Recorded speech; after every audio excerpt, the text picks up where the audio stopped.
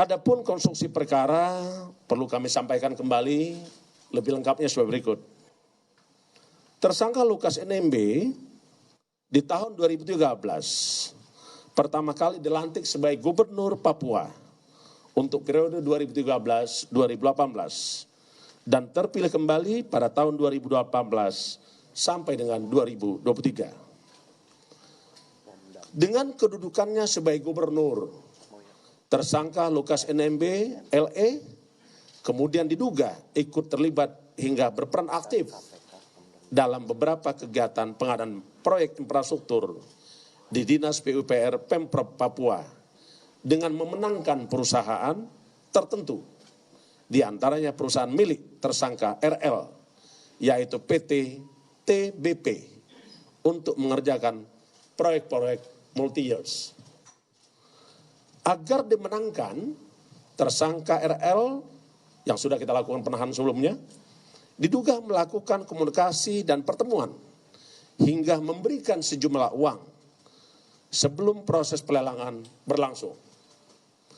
Adapun pihak-pihak yang ditemui tersangka RL, di antaranya tersangka LE dan beberapa pejabat di pemerintahan Provinsi Papua. Melalui pertemuan tersebut, tersangka RL kemudian mendapatkan paket proyek pekerjaan di tahun anggaran 2019 sampai dengan 2021. Di antaranya sebagai berikut. Pertama, proyek multi-years peningkatan jalan Entrop Hamadi dengan nilai 14,8 miliar rupiah. Kedua, proyek multi-years rehab sarana dan prasarana penunjang PAUD integrasi dengan nilai proyek 13,3 miliar. Ketiga, proyek multi-years penataan lingkungan Venus menembak outdoors Auri dengan nilai proyek 12,9 miliar. Berdasarkan hasil pemeriksaan, penyidik menyimpulkan bahwa ada kesepakatan yang disanggupi di antara tersangka RL untuk diberikan yang kemudian diterima tersangka LE dan beberapa pejabat di Provinsi Papua. Di antaranya adanya pembagian presentasi proyek hingga mencapai 14% dari nilai kontrak setelah dikurangi nilai PPH dan PPN. Sebelum maupun setelah terpilih untuk mengerjakan proyek dimaksud, tersangka LE diduga telah menerima uang dari LL sebesar 1 miliar rupiah.